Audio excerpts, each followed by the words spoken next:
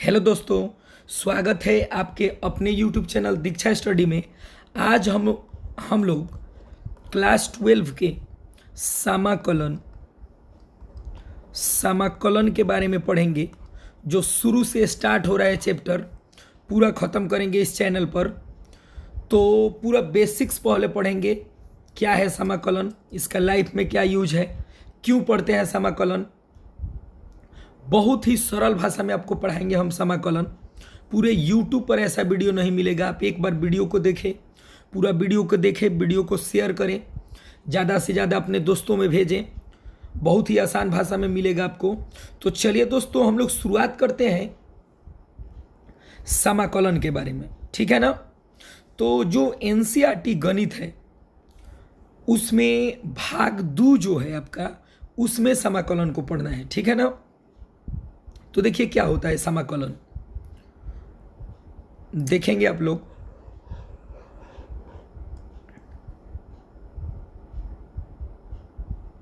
देखिए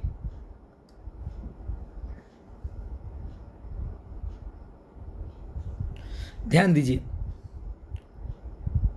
जैसे कलन,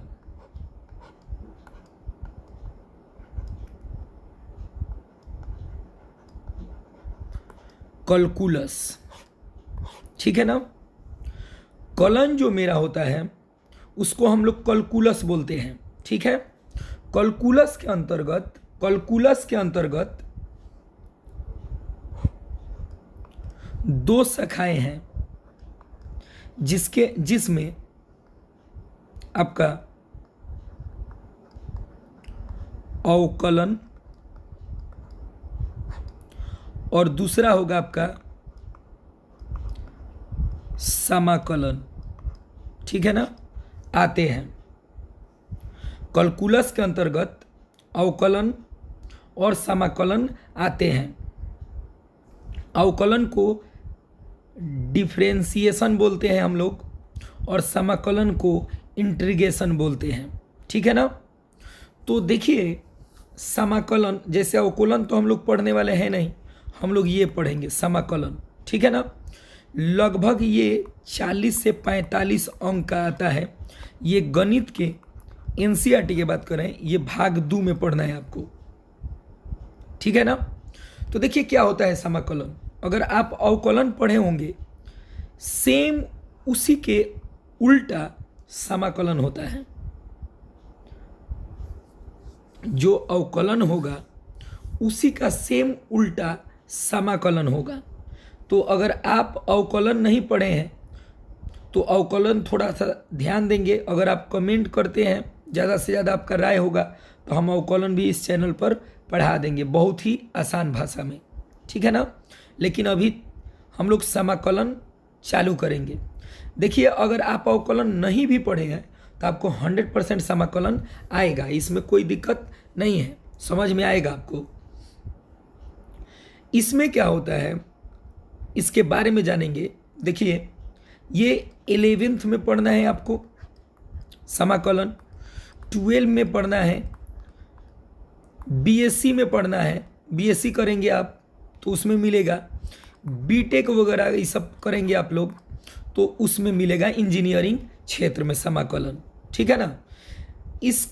इसका बहुत ही बढ़िया यूज है अपने जीवन में। जैसे आप लोग पढ़ के आए हैं, जैसे आपको बता दें समाकलन के कुछ बारे में समझ लीजिए। अवकलन में हम लोग घटाते थे, लेकिन समाकलन में जोड़ेंगे, ठीक है ना। तो समाकलन के मतलब ही होता है जोड़ना। जैसे आपसे कोई कहे कि कोई, मान लीजिए कि यहां पर देखिए, मान लीजिए कि कोई आपका ये टेबल है, ठीक है ना। मान लीजिए ये जो भी आकृति समझिए आप, आयत ही है, मान लो आयत ही है। इसको अगर हम तोड़ दें, इसको ऐसे तोड़ दे, बीच से काट दे, तो 2 टुकड़ा हो जाएगा, 3 टुकड़ा हो जाएगा। जितना बार तोड़ेंगे उतना टुकड़ा हो जाएगा मेरा। जितना हम लोग तोड़ना चाहेंगे उतना टुकड़ा में तो इसको डिवाइड कर ही सकते हैं ऐसे। तो ये जो आप तोड़ रहे हैं अलग अलग भागों में तोड़ दिए तो ये मेरा अवकलन है, लेकिन फिर इसी सब को जोड़ दे तो ये मेरा समाकलन हो गया। ठीक है ना, पहले से जोड़ा है ऐसे और इसको तोड़ेंगे तो ये मेरा क्या है, अवकलन है, लेकिन ये तोड़ के फिर जोड़ देंगे सबको, ये मेरा समाकलन है। सवाल करेंगे तो बहुत ही बढ़िया तरीका से आपको क्लियर होगा विद्यार्थी। और इसके जो पिता हैं, यहाँ पर स्क्रीन पर देख रहे होंगे आप लोग कि फिजिक्स के जो पिता हैं, father of physics sir Isaac Newton, वो भी योगदान दिए थे आपका बहुत ज़्यादा समाकलन में। ठीक है ना, समाकलन में बहुत ज़्यादा योगदान इनका था। फिर एक और वैज्ञानिक थे, गणितज्ञ बोलेंगे आप लोग, गॉटफ्रेड लेबनिज। कौन थे भाई, लेबनिज थे, लेबनिज। ये दो व्यक्ति मिलके पूरे समाकलन को बनाए थे। ठीक है ना, तो समाकलन के फादर ऑफ इंटीग्रेशन तो आप याद रखेंगे सर आइजक न्यूटन और लेबनिज, ये दोनों व्यक्ति का फोटो है। ठीक है ना, ये दोनों व्यक्ति इस पाठ को बनाए थे। ठीक है, जैसे इसका जीवन में क्या यूज है आपको अभी हम बताएंगे, आप देखते चलिए। बहुत ही प्यारा पाठ है, बहुत ही आसान पाठ है, बहुत ही आसान तरीक़ा से आपको बताएंगे भी। आप बस चैनल पर जुड़े रहिए और चैनल को सब्सक्राइब कीजिए और शेयर भी कीजिए। देखिए आपको बताते हैं, जैसे मान लीजिए कि आप क्लास 10th में या 9th में या 8th में आप बहुत सारा प्रकार के आकृति पढ़े हैं। जैसे मान लीजिए ये शेप एक आयत है, ABCD क्या है, आयत है। अगर इसका लंबाई मान लीजिए 6 cm है, चौड़ाई 2 cm है, तो इसका क्षेत्रफल आप निकाल सकते हैं। लंबाई इंटू चौड़ाई होता है, गुना करेंगे तो 12 cm² हो जाएगा मेरा आंसर।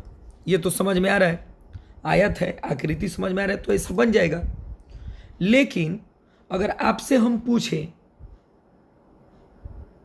देखिए स्क्रीन पर, कि मान लीजिए कोई शेप है,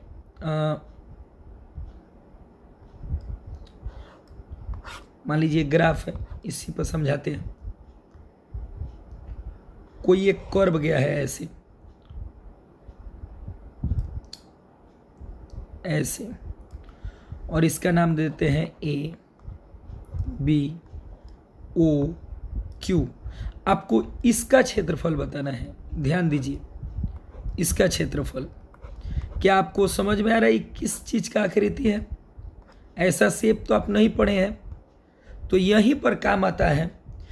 इसी आकृति का या इसी टाइप का आकृति को निकालने के लिए समाकलन का यूज करते हैं हम लोग, इंटीग्रेशन का। समाकलन का क्या करते हैं, यूज करते हैं। जिस आकृति को आप पहचान नहीं सकते हैं कि उस आकृति में क्या हो रहा है, कौन फिगर बन रहा है, कैसे इसका क्षेत्रफल निकाले, तो वहाँ पर यूज करते हैं उस क्षेत्रफल को निकालने के लिए समाकलन का। किसी एरिया को निकालने के लिए, माप, जैसे किसी जगह को निकालने के लिए जिसका आकृति आप सही से मेजरमेंट नहीं कर सकते हैं, वहाँ पर यूज करते हैं हम लोग समाकलन का। ठीक है ना। अब देखिए आपको दिखाते हैं, जैसे ये रेक्टेंगल है, आयत है, तो इसका तो आप क्षेत्रफल आराम से निकाल सकते हैं। आपको समझ में आ रहा है कि ये क्षेत्रफल निकल सकता है L × B से। ठीक है, ऐसे तो निकाल सकते हैं हम लोग। लेकिन अब मान लीजिए कि, और आगे बढ़ते हैं हम लोग, ये मेरा घन है, इसका भी क्षेत्रफल आप निकाल सकते हैं आसानी से, कोई दिक्कत नहीं है। एरिया फाइंड कर सकते हैं, इसका वॉल्यूम भी फाइंड कर सकते हैं, आयतन भी निकाल सकते हैं। लेकिन आपसे पूछा जाए, ये वृत्त है, इसका भी तो निकल जाएगा क्षेत्रफल। कुछ ऐसा शेप जिसको हम लोग नहीं समझ पाते हैं,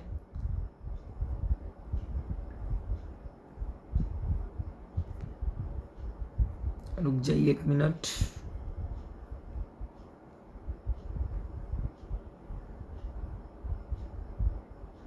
जैसे देखिए, ये स्क्रीन पर देख रहे हैं आप लोग, क्या ऐसा शेप का हम लोग निकाल सकते हैं क्षेत्रफल? ये जो शेप दिख रहा है आपको, देखिए ये कैसा कर्व बना हुआ है, इसका एरिया हम लोग फाइंड नहीं कर सकते हैं किसी भी फॉर्मूला से, ऐसे जो आप स्क्रीन पर देख रहे हैं। तो यहाँ पर यूज जो होगा मेरा, वो होगा समाकलन। क्या यूज होगा विद्यार्थी? समाकलन। इसी कारण हम लोग इस अजीब टाइप के शेप के लिए समाकलन का उपयोग करके उसका एरिया फाइंड करते हैं, इसीलिए पढ़ते हैं उसको। इंजीनियरिंग क्षेत्र में सबसे ज़्यादा यूज है इसका, आप लोग ध्यान रखेंगे। अब जैसे आपको दिखाए, यहाँ देखिए, क्या ऐसा शेप का क्षेत्रफल निकाल सकते हैं आप, जो आप स्क्रीन पर देख रहे हैं? देखिए स्क्रीन पर ऐसा आकृति का क्षेत्रफल, ऐसे ये ऐसा आकृति का क्षेत्रफल आप निकाल सकते हैं, ऐसे आकृति के क्षेत्रफल निकाल सकते हैं। तो इस जगह पर प्यारे विद्यार्थी हम लोग यूज करते हैं समाकलन का, ठीक है ना, याद रखेंगे आप लोग। अब देखिए आगे बढ़ते हैं हम लोग।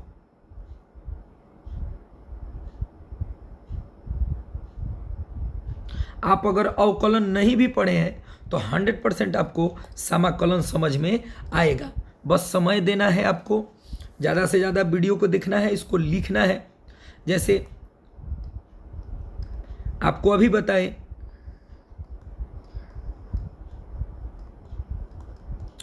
अवकलन, अवकलन मीन्स होता है आपका, अभी समझाए थे आपको, अवकलन मतलब तोड़ना, मतलब कि घटाव करना उसको छोटा छोटा भागों में।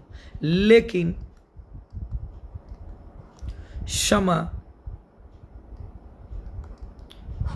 समाकलन मतलब होता है, आपको अभी बताए, जोड़ना।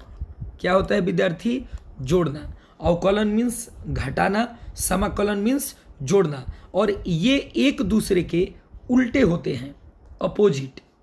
याद रखेंगे, आपको अभी हम बताएंगे कैसे उल्टे होते हैं। जैसे जिसका समाकलन होगा उसका अवकलन उसी के उल्टा होगा। अगर जैसे मान लीजिए कि आप अवकलन किसी क्वेश्चन को किए, उसका जो आंसर आया उसका समाकलन करेंगे तो फिर अवकलन आ जाएगा। जैसे आपको दिखा रहे हैं एक उदाहरण के तौर पर, देखिए यहाँ पर देखिए, जैसे सूत्र आपको बताएंगे, हम सूत्र बताएंगे। क्वेश्चन है कि y बराबर x के पावर 3 का dy बाई dx ज्ञात करें, ठीक है ना। मतलब अवकलन, आपको अभी हम अवकलन बता रहे हैं, ठीक है ना, क्योंकि आप पढ़े भी नहीं होंगे, कोई दिक्कत नहीं है, समझ में आएगा आपको। अवकलन मीन्स कि dy by dx, dy by dx निकालना है तो d ऐसा ही रहेगा, y का वैल्यू ऑलरेडी दिया है x³ अब बाई dx, x के रिस्पेक्ट में x³ का अवकलन कर रहे हैं हम लोग, ठीक है ना। तो आप याद रखेंगे, एक फॉर्मूला आपको बता देते हैं कि अगर x के पावर n का अवकलन कोई पूछे तो इसका फॉर्मूला होता है कि n पहले आ जाता है और x के पावर n में से एक कम हो जाता है। तो चलिए, ये मेरा n का काम करेगा, जो पावर है विद्यार्थी वो n का काम करेगा। तो ये 3 आगे आएगा और x के पावर 3 में से 1 घट जाएगा, तो 3x के पावर 2 आ जाएगा। तो ये मेरा क्या मिला बताइए? अवकलन। लेकिन आपको बताना है कि अवकलन के उल्टा होता है समाकलन। कैसे? तो देखिए, अब हम समाकलन का चिन्ह समाकलन का इंग्लिश इंटीग्रेशन होता है, ठीक है ना, तो आई के तरह होता है, उसको बताएंगे, अभी तो चालू हुआ है। इसका समाकलन करेंगे, अवकलन जो आया है x के रिस्पेक्ट में, समाकलन 3x² dx, इसका कर रहे हैं।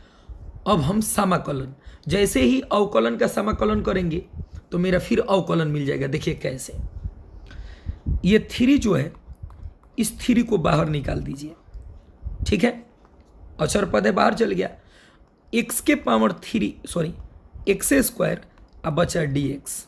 हम जानते हैं, अगर आप, ये तो अभी चालू हुआ है, सूत्र नहीं पता है तो आपको बता दें कि यहाँ पर देख लीजिए, यहाँ पर सूत्र लिख रहे हैं, ये कोष्ट में देख लीजिएगा। x के पावर n का समाकलन करने जाएंगे आप, तो x के पावर n में 1 जुटता है, आप फिर नीचे उसी को लिख देते हैं n+1 को, ठीक है, ध्यान रखेंगे।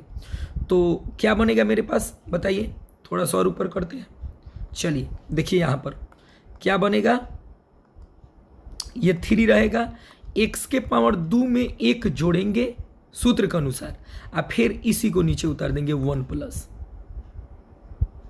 ठीक है विद्यार्थी। अब क्या होगा मेरे पास कि 3 × x के पावर ऊपर ला जोड़ेंगे तो 3, अब बाटा में 3, ये 3 से 3 कट जाएगा, इसमें c जोड़ देते हैं, अचर पद है, कोई दिक्कत नहीं है। तो मेरा x के पावर 3 आ गया, देखिए आंसर, समाकलन x के पावर 3।